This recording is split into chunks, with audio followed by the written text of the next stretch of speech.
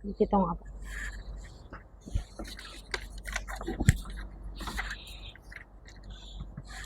Baik. Baik. Oke. Assalamualaikum warahmatullahi wabarakatuh. Enggak kayak gitu. Assalamualaikum warahmatullahi wabarakatuh nih Bu Santi gitu. Atau kita kayak ngobrol-ngobrol biasa aja nih. Gimana kotong sapa dulu pemirsa dulu, Oh iya. kita Oke, pemaksud. oke. Assalamualaikum warahmatullahi wabarakatuh, Bapak Ibu yang berada di media sosial manapun. Kami berdua di sini ingin membincangkan tentang hal-hal yang berhubungan dengan pendidikan. Salah satunya yang lagi ngetren di dunia pendidikan yaitu pembelajaran berdiferensiasi. Saya Dewi Sartika dan Saya Santi Evaria. Iya. Kita guru dari SMA Negeri 4 ya Ibu ya? Iya. Di sini Ibu kami sudah menyapa para pemirsa ya. Iya. Nah, sekarang Ibu Santi gimana kabarnya Ibu Santi hari ini? Alhamdulillah Ibu Dewi. Kalau Ibu Dewi gimana nih? Alhamdulillah sehat-sehat saja. Sehat, alhamdulillah. Oke. Lagi ada kesibukan apa nih Bu Dewi? Kita kan lagi sibuk-sibuknya untuk Hari Guru Nasional ya, HGN, di mana semua guru-guru yang ingin mengikuti kegiatan ini sementara ini lagi sibuk ya untuk membuat naskah dan semangat ya jadi buat seluruh guru nih. Ya, mudah-mudahan yang meramaikan di Kota Ternate juga banyak ya. Iya, kayaknya sih banyak. Oke, Ibu Santi juga mau ikut kegiatan ini? Ya, nanti dipikir-pikir dulu Ibu. Kalau waktunya ada, insya Allah saya berpartisipasi. Oke, insya Allah waktunya tetap ada. Amin. Oke, Ibu Santi, kita masuk pada pokok yang akan kita bicarakan, yaitu tentang pembelajaran berdiferensiasi. Wow, iya, keren ya. Ini sekarang lagi heboh sekali nih kayaknya. Iya. Dan pembelajaran berdiferensiasi ini semua guru pasti sudah paham. Karena sudah sebagian besar kurikulum Merdeka itu sudah dilakukan atau dilaksanakan di setiap jenjang pendidikan di Kota Ternate. Hampir ya, bukan saya bilang sudah semuanya, hampir keseluruhan. Oke, di sini ada beberapa pertanyaan yang kami dapatkan dari teman-teman guru ya. Salah satu pertanyaannya itu, apakah sebenarnya pembelajaran berdiferensiasi itu menurut Ibu Santi? Berarti konsep ya Bu ya. Kalau menurut saya sih, kalau ditanya konsep ini, mestinya saya jawab sesuai pengalaman saya aja ya Bu ya, yang saya tahu.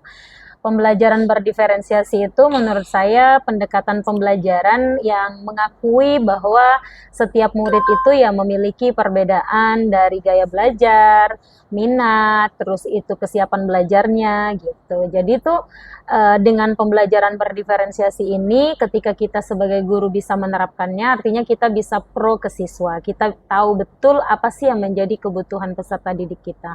Maka kita juga bisa menerapkan metode yang berbeda gitu kepada setiap peserta didik kita. Itu sih menurut saya. Oke, gaya belajar ya. Saya menarik nih. Tapi saya tadi lupa loh Bu Santi ngambil pena. Karena gaya belajar saya itu harus ada pulpen ya. Kayaknya saya ada pulpen ya. Gimana sih? Iya. Oke, tenang aja. Saya ada pulpen itu. Oke, saya harus catat-catat sedikit apa yang Ibu Santi omongin gitu. Oke, tadi gaya belajar dan juga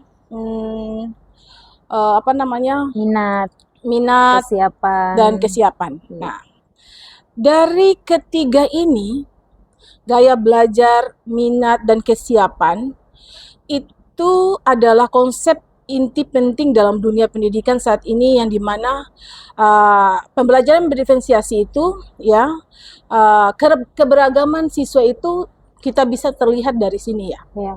Oke.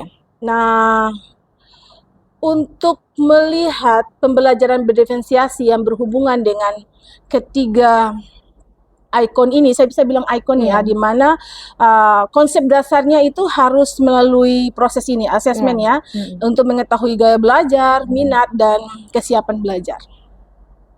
Nah, setelah kita melakukan itu, setelah kita mengetahui gaya belajar siswa, kesiapan belajar siswa, dan kemudian bakat minat, terus apalagi sih yang harus kita lakukan untuk melakukan pembelajaran berdiferensiasi ini? Iya, kalau saya, yaitu tadi seperti yang Ibu Dewi katakan, bahwa untuk melakukan pembelajaran berdiferensiasi ini, kita kan tidak akan bisa melakukan pembelajaran berdiferensiasi kalau kita tidak melakukan asesmen awal, baik itu dari ranah kognitif ataupun ranah non-kognitif gitu.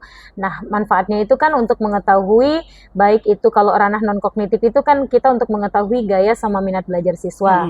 Kalau ranah asesmen awal, ranah kognitif itu kan kita bisa mengetahui kesiapan belajar siswa, di mana kita mengetahui bahwa ada tipe-tipe siswa yang memang berada pemahamannya itu, level kognitifnya itu berada di high, middle, sama low. Nah, ketika kita sudah tahu itu Ibu, biasanya kalau saya melakukan pemetaan hasil analisis itu, lalu saya kelompokkan gitu.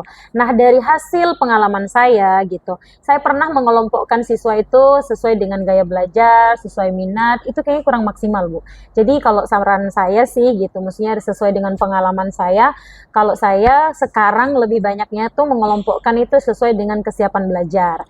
Jadi ada kelompok-kelompok yang low, high, middle. Itu bukan untuk menjudgment bahwa anak-anak kita itu ada yang pintar dan enggak, tapi manfaat tujuannya itu adalah untuk bisa kita sebagai guru, saya itu bisa mendampingi siswa yang memang menjadi target, yaitu siswa yang low itu bisa saya dampingi gitu. Karena anak-anak yang high itu Ibu, mereka sudah bisa mandiri, belajar sendiri, mereka sudah bisa mengeksplor apa yang saya berikan. Nah, ketika sudah siap, sudah oke, saya biasanya pengelompokan itu sudah saya analisis, saya kelompokkan, lalu saya buat persiapannya Bu. Persiapannya itu dalam bentuk saya bikin materi multi representasi untuk memenuhi kebutuhan yang berbeda tadi Bu. Oke, Gitu. sebentar Ibu Santi. Aduh, gas banget Ibu Santi ini. Saya sampai nggak bisa menulis-nulis ini. Seru nih pokoknya kalau Seru. ngomongin Jadi tentang pembelajaran berdiferensiasi. begini Bu Santi, sebelum masuk ke pembelajaran berdiferensiasi ini, yang tadi Bu Santi ngomong itu, apa sih perbedaan antara pembelajaran berdiferensiasi dengan pembelajaran yang individual yang sebelum pembelajaran diferensiasi ini? Oke. Yang membedakannya itu apa? Oke, nah ini sering orang salah kaprah ya Bu ya gitu. Dikatakan bahwa pembelajaran berdiferensiasi itu kayak pembelajaran individu nih gitu. Kesulitan sekali guru gitu. Di sini miskonsepsinya gitu. Jadi berbeda sekali. Jadi kalau pembelajaran berdiferensiasi itu kita gunanya tadi dari asesmen awal kita tahu, maka kita kelompokkan. Jadi pembelajaran berdiferensiasi itu kita bisa memenuhi kebutuhan siswa, lalu pemenuhannya itu dalam kelompok-kelompok yang sudah kita tentukan bahwa kesiapan belajar yang low, middle, dan lain sebagainya kalau dari kesiapan belajar. Tapi kalau individu itu Ibu ya antara guru dan siswa gitu, satu orang gitu, personal ke personal gitu. Nah, kalau pembelajaran berdiferensiasi tidak seperti itu gitu. Itu sih yang kadang makanya ketika pemahaman itu salah bahwa dikatakan pembelajaran berdiferensiasi itu ada pembelajaran individual, ya kelihatannya memang ribet gitu. Guru akan melaksanakan atau menerapkan pembelajaran berdiferensiasi kalau pemahamannya seperti itu. Oke, menarik nih, semakin menarik. Gitu, Bu Santi, banyak beberapa guru tuh mereka mengatakan bahwa aduh pembelajaran berdiferensiasi ini ribet dan banyak pekerjaan yang harus kita lakukan. Contoh awalnya kita harus melakukan asesmen awal atau asesmen diagnostik non kognitif ya. Saya sampai belepetan untuk ngomongnya.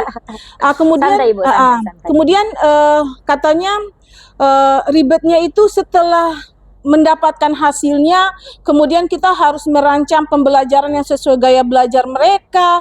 Bagaimana guru itu harus membuat pembelajaran yang sesuai gaya belajar. Ada anak yang audio, anak yang visual, anak kinestetik.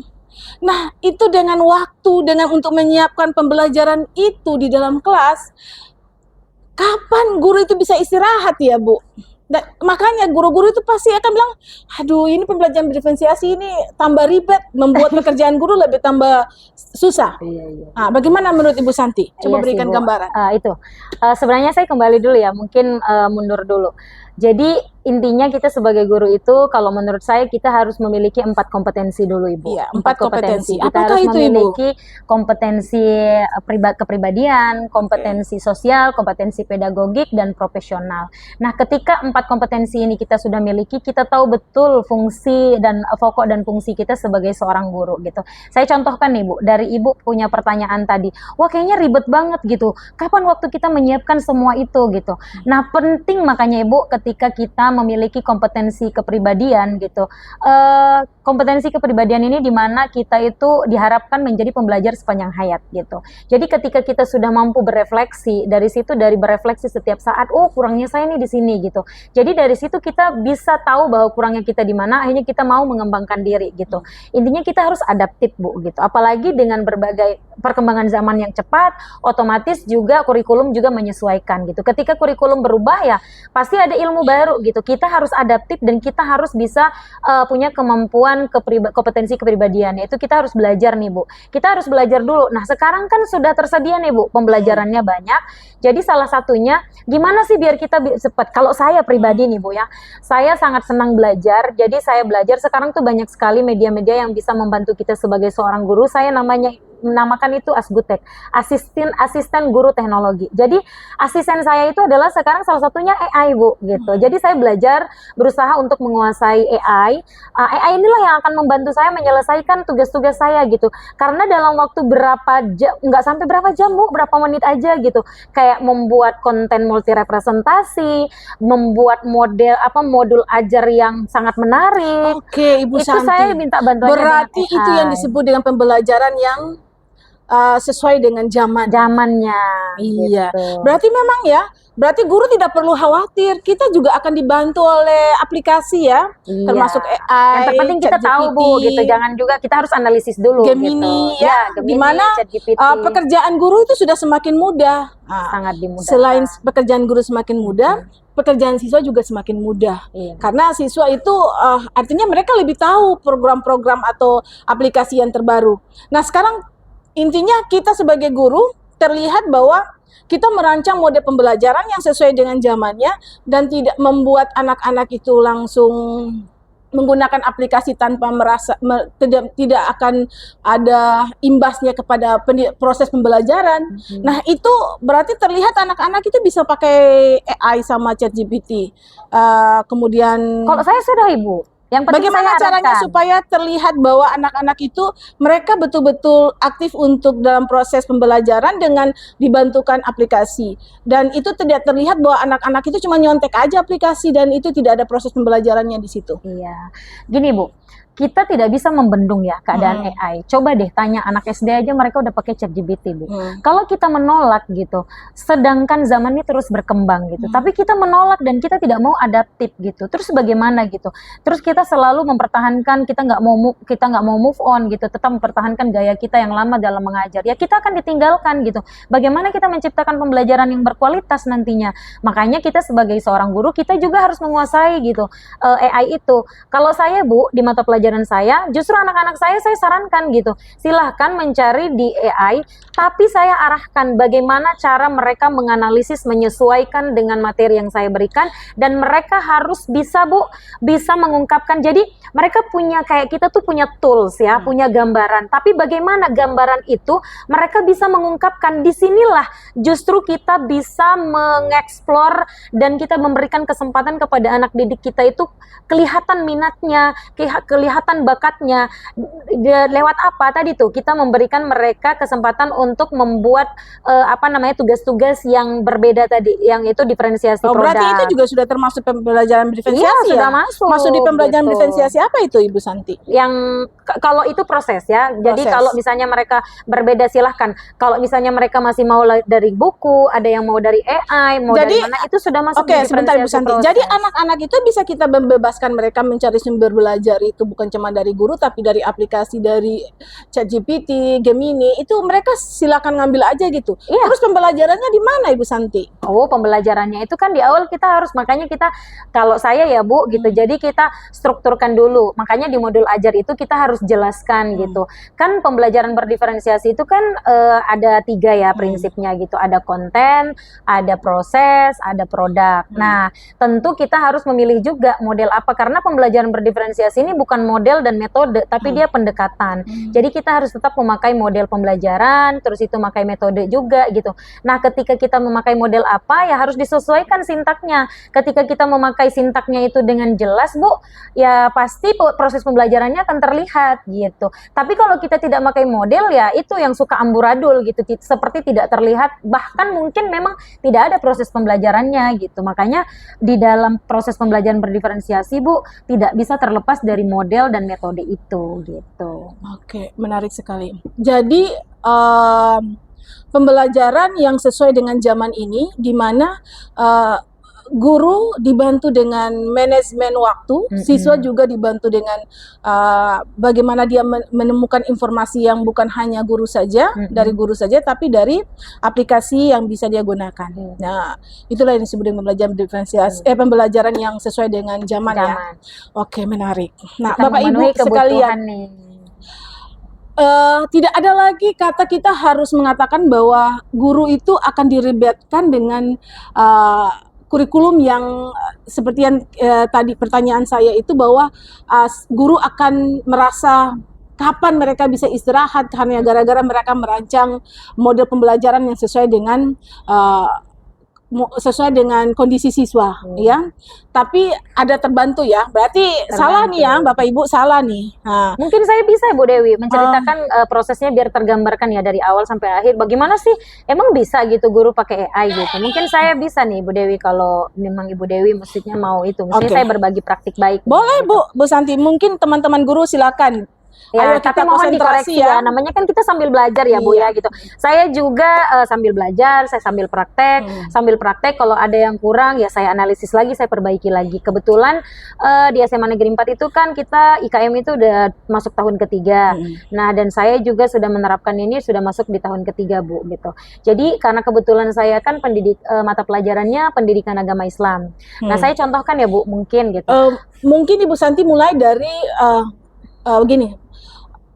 Bagaimana kita mempersiapkan proses pembelajaran berdiferensiasi mulai dari awal sampai selesai, sampai masuk ke dalam kelas, supaya ada gambaran untuk teman-teman guru yang lain bagaimana mereka mempersiapkan pembelajaran yang berdiferensiasi. Oke. Saya di mata pelajaran saya ya, Bu ya, di pelajaran pendidikan agama Islam.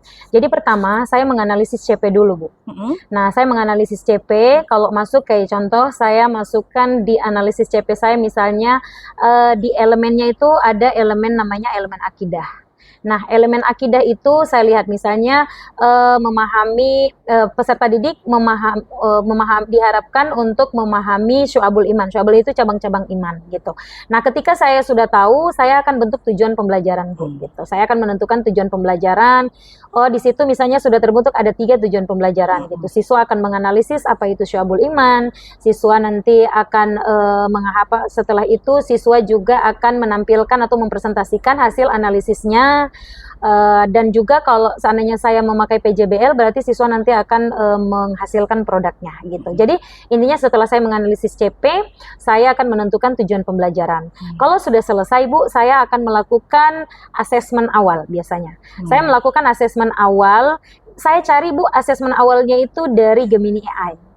Nah, dari Gemini AI saya minta itu tolong buatkan, jadi prompt-nya juga harus jelas gitu. Jadi saya minta buatkan saya soal asesmen awal terkait dengan materi cabang-cabang iman, harus jelas karena Gemini itu dia bisa membaca Quran surat apa dan semuanya gitu. Terkait dengan itu buatkan saya soal low, middle, dan hot. Nah, itu tuh, Bu, nanti keluar dia. Memang keluar. Nah, jadi 3 poin itu saya akan berikan. Saya akan mengintegrasikan dengan teknologi. Karena kan saya sudah membuat classroom nih, Bu. Baik itu lewat classroom ataupun Google Form. Biasanya saya pakai Google Form, lalu saya tautkan di Google Classroom yang memang anak-anak sudah ada di dalam situ gitu. Nah, mereka akan saya kirimkan dan mereka akan menjawab, hasilnya langsung saya analisis dari Google classroom itu. Nah, dari situ saya sudah mendapatkan hasil, maka saya akan mengelompokkan. Yang pertama saya harus pegang dulu ya Bu, bahwa setiap anak di dalam kelas itu mereka punya gaya masing-masing dalam belajar, baik itu audio visual dan kinestetik. Itu sudah saya save gitu. Yang saya mau butuhkan ada itu tidak aplikasi yang bisa membantu kita ada, untuk Aku Pintar. Oh, Aku Pintar. Aku Pintar. Tapi ini saya contohkan, saya mau bikin kelompoknya itu adalah dari kesiapan belajar. Yang saya pahami bahwa di dalam kelas itu peserta didik saya sudah memiliki gaya belajar visual pokoknya yang berbeda-beda gitu. Nanti Sebentar bagaimana? Ibu Santi, saya pingin jangan sampai pemirsa itu tidak mendengarkan. Nah. Jadi bagaimana kita memulai setelah kita melakukan capaian, melihat capaian pembelajaran kita, terus menganalisis capaian pembelajaran kita dengan menemukan tujuan pembelajaran. Nah, setelah itu Ibu Santi melakukan asesmen awal dan juga analisis hasil asesmen awal. Ya. Pada asesmen awal ini kan hasilnya itu dianalisis, kemudian Ibu Santi juga harus mengetahui gaya belajarnya siswa. Yang Ibu Santi menggunakan Aku Pintar di sini aplikasinya. Jadi ada 2 aplikasi di sini yang dipakai Ibu Santi dalam merancang proses awal membuat pembelajaran diferensiasi, yaitu Gemini AI sama Aku Pintar. Oke? Kita lanjut ya Bapak Ibu. Tapi sebenarnya Bu Dewi, kalau gaya belajar itu sebenarnya tidak langsung kita ketahui juga tidak masalah. Yang penting kita udah save nih. Kita udah save bahwa setiap anak itu kita ketahui bahwa setiap anak itu di dalam kelas pasti punya gaya belajarnya masing-masing. Ada yang audio, ada yang visual, ada audio visual, ada kinestetik. Bagaimana kita memenuhi kebutuhan itu nanti dengan kita kayak contoh ya, pada saat pembelajaran berdiferensiasi konten, kita akan menghadirkan konten yang multi representasi. Multi representasinya itu bagaimana nanti saya jelaskan gitu. Itu akan memenuhi kebutuhan gaya belajar siswa yang berbeda-beda tadi. Berarti yang sebagai dasarnya guru untuk membuat pembelajaran berdiferensiasi itu asesmen awal atau asesmen awal kognitif atau non kognitif? Biasanya Bu, kalau non kognitif, kalau kita kan kalau di SMA Negeri 4 kan biasanya awal masuk kan dari BK itu sudah ngetes Bu. Ngetes kita tinggal ambil aja. Jadi yang dibutuhkan setiap si guru itu adalah asesmen awal aja. Asesmen awal kalau saya ya. Jadi biasanya saya sebelum masuk ke bab baru, ke CP baru, saya pasti masuk pada kalau pokoknya nggak mau masuk ke materi baru, saya selalu melakukan asesmen awal untuk kesiapan belajar. Berarti yang ranah kognitif ranah kognitif. Bu, berarti Bapak Ibu ya, kita fokus pada kognitif ya. Asesmen kognitifnya untuk mempersiapkan modul ajar pembelajaran diferensiasi. Nanti menghasilkan Bu, nanti anak-anak yang kelompok low, anak-anak kelompok low, anak-anak kelompok middle, anak-anak kelompok high. Pemahamannya gitu. Jadi pengelompokannya itu adalah homogen. Jadi bukannya kita mengambil gaya belajar ya Bapak Ibu? Enggak, gaya belajar itu nanti terpenuhinya pada saat proses Ibu. Bagaimana nanti Bapak Ibu ya, itu ya kita harus betul paham bahwa kita hanya fokusnya kepada asesmen kognitifnya, dan untuk non kognitif yang audio visual kinestetik itu akan mengikuti pada proses pembelajaran. Lanjut Ibu Santi, setelah kita menemukan semua hasil asesmen ini, apa yang kita lakukan? Ya, ketika kita sudah menemukan tadi tuh, kita sudah mengelompokkan. Kalau saya mengelompokkan, jadi ada kelompok biasanya nih Bu, kebanyakan dari semua kelas yang saya ajarkan itu biasanya anak-anak yang high, anak-anak yang memang memiliki kecerdasan di atas rata-rata itu, menurut saya maksudnya pemahamannya sudah high itu biasanya hanya 1 kelompok. Middle itu 2 kelompok, dan itu low itu 2 kelompok. Jadi saya bentuk kelompoknya homogen Bu. Jadi low, middle, sama high gitu. Ya, homogen berarti sama ya Bapak Ibu, sama semua. Maksudnya jadi kalau yang low, low. Alasan kenapa Ibu Santi milih ini? Saya mau memenuhi kebutuhan mereka. Jadi anak-anak yang low ini biasanya pengelompokannya itu saya dekatkan dengan saya, biar saya lebih fokus mendampingi mereka selama proses pendampingan, proses pembelajaran itu Ibu, gitu. Seperti itu. Jadi saya nggak bingung. Bagaimana dengan anak-anak yang high? Apakah Ibu Santi biarkan mereka belajar sendiri tanpa saya tetap pantau, tapi mereka itu sudah lebih mandiri Bu. Biarkan mereka mengeksplor lebih banyak. Yang penting yang jelas tahapannya kita jelaskan ke mereka, itu mereka lebih mengeksplornya luar biasa. Nah di sini nanti saya kasih trik Bu, bagaimana anak-anak yang low ini dan yang ini tidak merasa tidak dikucilkan, maksudnya tidak ada kesenjangan lah intinya kayak gitu. Tapi mereka merasa yang high ini betul-betul merasa bahwa mereka diberikan kesempatan untuk bermanfaat bermanfaat, yang ini diberikan dirasa kayak merasa diperhatikan penuh dan mereka merasa disayang gitu. Nanti saya kasih. Ini inovasi yang saya buat. Gitu. Bagaimana dengan siswa yang merasa bahwa, loh Bu, kenapa sih kami dikelompokkan dengan orang-orang yang biasa-biasa saja yang tidak mampu ini Bu? Nah, di sini KSE main ada banyak tentu pasti Bu. Karena anak-anak itu kadang mereka sudah merasa duluan bahwa saya kok kelompoknya itu anak-anak yang tidak bisa semua gitu.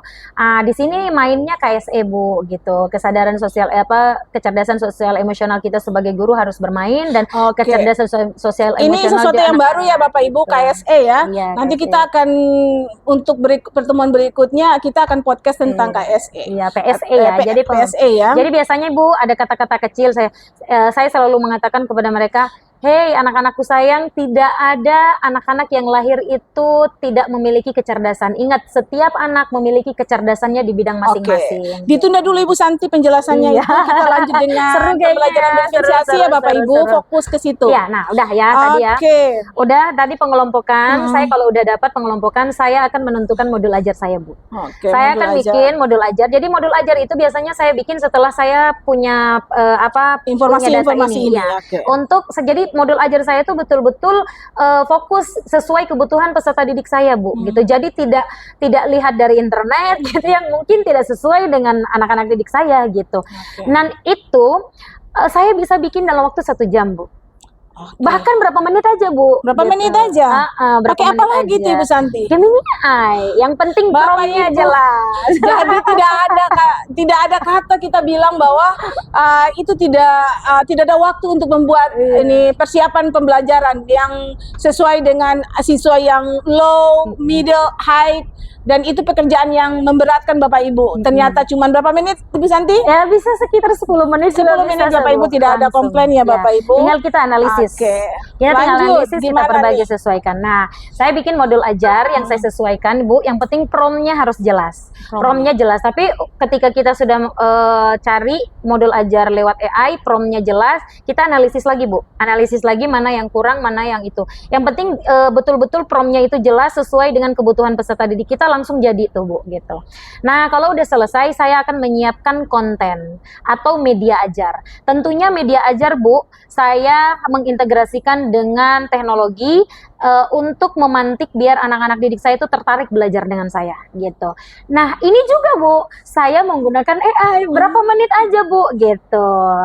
Berapa menit juga saya mencarinya. Jadi saya cari materinya sesuai dengan promnya apa gitu. Nanti saya analisis, saya minta materinya apa. Dan nah ini di sini kuncinya Bu, gaya belajar itu nanti akan terpenuhi. Yang saya bilang tadi, tidak perlu kita tes lagi gaya belajar, kita ketahui aja, kita punya pegangan bahwa di dalam kelas itu setiap anak itu memiliki gaya belajarnya masing-masing gitu. Di sini letaknya gitu. Jadi intinya setelah saya bikin modul ajar, saya juga menyiapkan ice breaking nih Bu, jangan lupa gitu. Ice breaking itu untuk membuat kelas nyaman, bahagia dulu. Saya selalu memastikan kelas saya tuh harus bahagia dulu, baru saya bisa memulai pelajaran. Jadi kita seru-seruan. Murid itu kan bisa saja ya Bu gitu, murid itu nanti malah jadi guru kita gitu. Jadi kita bermitra aja gitu. Yang penting tetap kita beritahukan tatanan-tatanan etika yang harus mereka pegang gitu ketika mereka menjadi seorang murid gitu. Tapi tidak ada gap di antara guru dan siswa terkait proses pembelajaran. Menurut saya itu gitu. Jadi setelah saya menentukan media ajar, jadi media ajar gini Bu kuncinya kalau saya ya.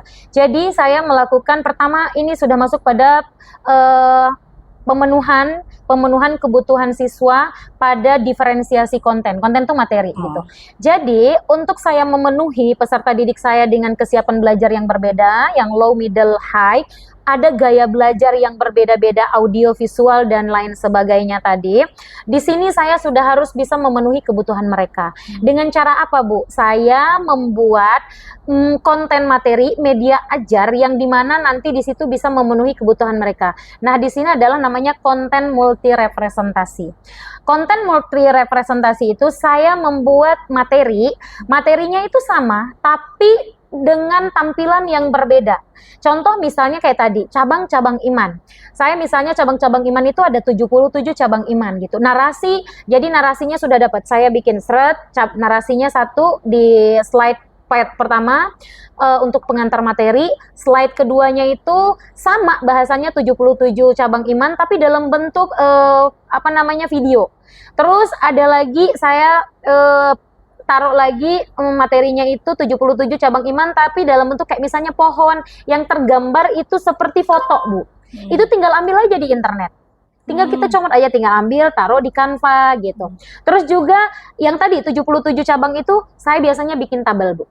Bikin tabel itu kan karena anak-anak tuh kadang juga ada yang bisa melihatnya itu kalau dia lihat gambar, ada juga yang cepat memahaminya itu kalau lihat tabel gitu, kayak angka-angka itu numerasinya gitu. Numerasinya cepat, anak-anak yang memang cepat matematikanya itu ketika lihat kayak tabel-tabel tuh dia lebih ingat, oh di tabel ini tadi namanya cabang iman yang ini, hati yang ini kayak gitu. Nah, makanya jadi di situ.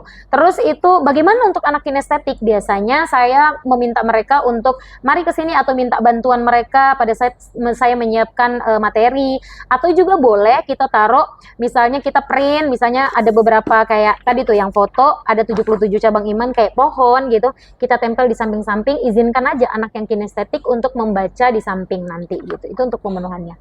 Nah, jadi ketika kita menjelaskan materi di awal, itu kita menjelaskan tentang 77 cabang iman. Tentunya setelah kita menjelaskan tujuan pembelajaran, terus strategi pembelajaran yang pakai model apa, metode apa gitu ya Bu, ke anak-anak biar anak-anak juga lebih terarah. Setelah itu kita akan memberitahukan, mengajarkan materi pengantar. Nah, materi pengantar inilah kita harus sediakan materi multi representasi.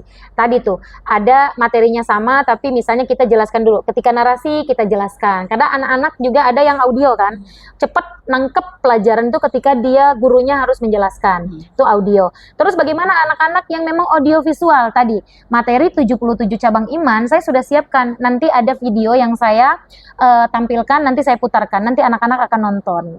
Itu terpenuhi. Terus untuk anak-anak yang hanya visual gitu, visualnya ada yang dengan tabel, ada yang dengan gambar. Tadi tuh dengan gambar yang saya cari di internet, dengan tabel juga tinggal saya pindahkan, nanti saya tampilkan lagi. Jadi ada pengulangan pengantarnya. Di situ juga terserah mereka, maksudnya anak yang gayanya itu pahamnya dengan itu.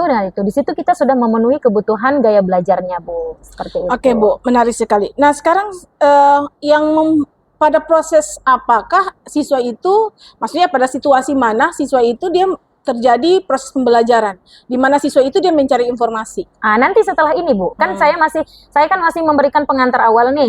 Saya masih memberikan pengantar awal. Tadi kan tujuan pembelajaran saya siswa menganalisis. Nah, setelah itu kalau misalnya saya pakai PJBL nih, Bu ya. Saya pakai PJBL atau pakai BBL nih. Saya pakai PBL dulu, problem based learning. Setelah saya menjelaskan sedikit, saya memberikan pengantar materi, saya nanti akan mengelompokkan siswa-siswa, Bu. Jadi biasanya di sebelum pengantar materi itu saya memberikan studi kasus yang kontekstual untuk memberikan permasalahan. Jadi nanti siswa itu akan mengidentifikasi permasalahan dari studi kasus yang saya tampilkan tadi.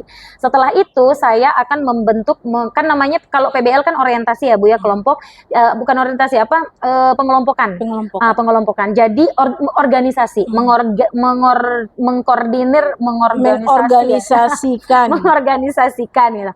Nah, tadi tuh Bu, yang data tadi, yang hasil asesmen tadi, jadi anak-anak low saya dudukkan. Jadi sudah terkelompok 55 kelompok, dan setelah itu saya sudah siapkan LKPD. Di sinilah proses pembelajaran terjadi gitu. Jadi yang LKPD itu yang tadi Ibu Santi katakan sesuai dengan kelompoknya yang low, middle, ya, gitu. Jadi LKPD-nya di sini juga saya integrasikan Bu dengan internet. Gitu. Jadi saya biasanya membuat link di Canva, kalau ada 5 berarti 5 kelompok. Nah, dengan studi kasus yang berbeda-beda saya sesuaikan dengan anak yang kelompok yang low dengan studi kasus yang rendah, terus juga anak-anak yang high. Pokoknya saya sesuaikan gitu. Jadi di situ kita pengelompokan untuk pembelajaran berdiferensiasi, di prosesnya juga nanti mereka akan mencari prosesnya juga akan berbeda gitu.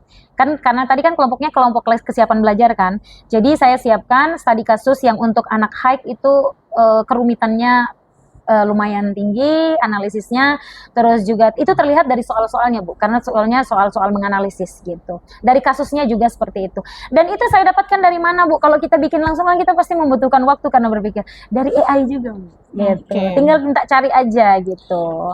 Oke, jadi mulai dari CP, TP, SOP, asesmen awal, mengetahui gaya belajar siswa audiovisual kinestetik, kemudian mempersiapkan mencari model pembelajaran yang sesuai untuk proses pembelajaran. Di sini Bu Santi memilih PJBL. Kemudian itu pun dibantu dengan Gemini AI. Terus ada pertanyaan pemantik yang disiapkan untuk masuk ke proses pembelajaran. Tadi yang video di awal. Iya, itu pun dibantu dengan Gemini AI. Kemudian ada ice breaking yang dimulai dengan melihat kesiapan belajar anak dengan situasi dan kondisi mereka yang menyenangkan. Itu juga bisa diambil di YouTube ya. Kemudian media ajar yang dibuat didesain di Canva pakai AI juga. Yang penting promnya jelas. Dan sudah disesuaikan dengan diferensiasi konten dan proses. Kemudian hasilnya juga anak-anak diberikan kebebasan untuk mendesain hasil produknya dengan keinginan mereka sesuai dengan tadi belum selesai Bu ya, belum selesai. Belum ya. Jadi prosesnya, jadi mereka mengerjakan, saya berikan waktu biasanya. Dan sebelum saya memberikan waktu itu, Ibu, saya selalu jelaskan terkait dengan penilaian, biar lebih terarah dan mereka tahu bahwa mereka itu dinilai. Dan saya menyiapkan assessment for dan as. Jadi saya menilai mereka melalui observasi rubrik yang saya bikin. Rubrik ini Bu, saya bikinnya juga melalui AI Bu, dari Gemini AI juga. Sebentar juga Bu langsung dapet gitu. Nah, terus siswa juga nanti akan saling menilai. Dia menilai dirinya sendiri dan menilai teman-temannya. Jadi proses pembelajaran dia lebih kondusif Bu, lebih efektif gitu. Nah, jadi mereka akan menyelesaikan, saya berikan mereka waktu biasanya sekitar 30 menit, paling banyak itu mereka akan menyelesaikan analisis kasusnya tadi. Setelah itu mereka mengumpulkan hasilnya, mereka akan presentasi Bu. Presentasinya di sini saya memakai metodenya yang berbeda-beda. Terkadang saya pakai metodenya langsung diskusi, langsung itu tanya jawab, atau misalnya kalau kebutuhannya role play berarti role play kayak gitu. Ada juga kadang saya pakai teknik wisata literasi Bu. Mereka hasilnya tadi tuh mereka berkeliling, berkunjung ke kelompok-kelompok lain untuk memperkaya pengalaman. Jadi 2 orang stay di tempat, sisanya itu dari kelompok itu akan datang berkunjung ke kelompok-kelompok lain. Proses pembelajaran yang terjadi. Iya, proses pembelajaran. Setelah mereka mendapatkan hasil tadi, mereka mendapat hasil, biasanya kita langsung presentasi nih. Tapi kalau saya dengan berbagai macam, saya lihat aja kondisinya. Kalau anak-anak itu udah kayak mulai males, saya biasanya pakai teknik wisata literasi. Jadi anak-anak tuh bergerak semuanya. Jadi 2 orang saya suruh mereka stay. Kalau misalnya waktunya nggak cukup, berarti di minggu depannya. Di minggu depannya seperti itu Bu, gitu. Saya lihatkan kondisi gitu. Apalagi kalau misalnya berada di kelas yang memang kita mengajarnya siang gitu. Kalau mereka hanya presentasi 1 orang di depan, kadang permasalahannya tuh yang presentasi anak-anak itu saja. Anak-anak yang malu untuk berbicara, tidak punya kesempatan untuk berbicara. Jadi saya makainya teknik wisata literasi. Manajemen waktu juga ya, biar nanti mereka tinggal jalan aja ya untuk mencari informasi dan nanti mereka memberikan hasil akhir dari hasil mereka yang ketika mereka jalan-jalan untuk cari ke kelompok-kelompok lain. Ini seru loh Bu kalau yang ini nih. Jadi mereka 5 kelompok. Jadi otomatis mereka harus keliling ke 4 kelompok lain kan gitu. Berarti 4 kali dapat pengalaman informasi dari teman lainnya gitu. 2 orang presentasi sisanya. Nah, pada saat terjadi datang ke kelompok ini Bu, si tamu akan menilai pemateri akan menilai tamu gitu. Nah, setelah itu mereka akan mempresentasikan, mereka akan memberi penilaian Bu. Kelompok mana tadi yang paling menguasai, mereka akan kasih tahu dan mereka sudah tahu. Terus sikapnya mana pada saat menerima kalian tadi sebagai tamu tuh, etikanya mana yang paling bagus, berikan alasan gitu. Mereka akan memberitahukan. Jadi mereka saling menilai gitu di situ. So, saling menilai di sini. Berarti mereka memegang format penilaiannya? Ya, saya berikan Ibu. Yang saya cari dari Gemini AI. Mereka tinggal checklist aja. Dan mereka nanti membuat kesimpulan di bawahnya. Nanti itu terlihat bahwa mereka terjadi proses pembelajaran enggak gitu dari kesimpulan itu. Betul-betul mereka berkunjung atau tidak gitu. Nah, setelah itu apa? Setelah itu saya kan mereka presentasi gitu. Kalau pakai literasi tadi mereka akan presentasi kelompok mana yang paling bagus gitu. Saya minta siapa kelompok mana yang mau presentasi, jelaskan kelompok mana yang paling bagus, alasannya kenapa, etikanya mana yang bagus. Karena yang saya di situ di rubriknya menilai etika mereka juga gitu. Karena kan saya pelajaran pendidikan agama Islam ya Bu. Jadi etika itu paling penting gitu. Jadi mereka akan menilai, mereka akan kasih tahu gitu. Di kelompok ini tadi membahas tentang ini. Itu tuh keterampilannya akan terlihat sekali. Dan anak-anak yang tidak pernah berbicara, mereka mengatakan bahwa ternyata anak ini bisa bicara Bu gitu. Tadi itu karena apa? Mereka personal kan, orang ke teman ke teman, tidak langsung ke depan langsung halayak ramai gitu. Nah, setelah itu setelah mereka presentasi, saya akan memberikan penguatan materi gitu. Saya akan memberikan penguatan materi. Setelah penguatan materi, saya akan jelaskan bahwa minggu depan silahkan dikemas hasil analisis tadi dalam bentuk produk. Produknya berbeda-beda, saya berikan pilihan. Mau dalam bentuk video, mau dalam bentuk poster, mau dalam bentuk Canva, PPT, cerita, ataupun sosial media yang kayak misalnya berdakwah tentang 77 cabang iman, di-post di-post di media sosial mereka, mereka tinggal screenshot, nanti mereka kumpulkan, mereka presentasi di minggu depan. Itu boleh sekali. Jadi saya bebaskan. Yang penting tujuan pembelajarannya itu yaitu siswa mampu menganalisis dan siswa mampu mempresentasikan hasil dari apa yang mereka analisis tadi gitu. Seperti itu. Di situ terjadi kalau misalnya produknya dikumpulkan dengan berbeda-beda, berarti diferensiasi produknya udah ketemu Ibu, udah selesai. Udah segampang itu Bu pembelajaran berdiferensiasi. Berapa pertemuan Ibu Santi? Biasanya kalau di saya tuh sekitar 3. Tapi kadang biasanya kalau cepat, karena kalau 3 jam ya, kalau 3 jam berarti 2 saja. Tapi kalau mau maksimal idealnya sih 3 kali pertemuan. Jadi 3 kali pertemuan dengan diferensiasi konten, proses dan produk. Itu dibantu semua dengan aplikasi Bapak Ibu. Jadi tidak diberatkan. Tidak diberatkan Bapak Ibu. Oke Bapak Ibu, dari percakapan kita ini terlihat Bapak Ibu Santi sudah melakukan pembelajaran berdiferensiasi yang mana bisa Bapak Ibu lihat ya, contohkan, bisa diambil sebagai bahan untuk nanti Bapak Ibu melakukan pembelajaran berdiferensiasi modelnya Bapak Ibu sendiri dengan materi atau bidang studi yang Bapak Ibu ampuni. Kemudian di sini Ibu Santi, dari tadi saya cuma mendengar Ibu Santi ngomong ya, bagaimana Ibu Santi merancang pembelajaran berdiferensiasi. Saya pengen itu Ibu Santi nanti sebentar mengisi, mengupload ya link untuk modul ajarnya Ibu Santi dengan yang tadi Ibu Santi ngomong dari mulai hasil CP-nya, TP-nya, bagaimana prosesnya sampai pada modul ajarnya. Saya ingin Ibu Santi memasukkan linknya di sini supaya semua teman-teman melihat. Sudah Ibu, saya sudah berikan.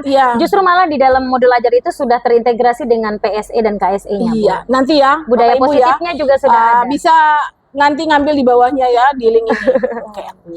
Oke, baik Bapak Ibu, terima kasih. Nanti akan kita adakan lagi podcast kita ke depan. Bisa Bapak Ibu mau sarankan tentang apa yang akan kita bahas, silakan di komen ya di Facebooknya Ibu Santi.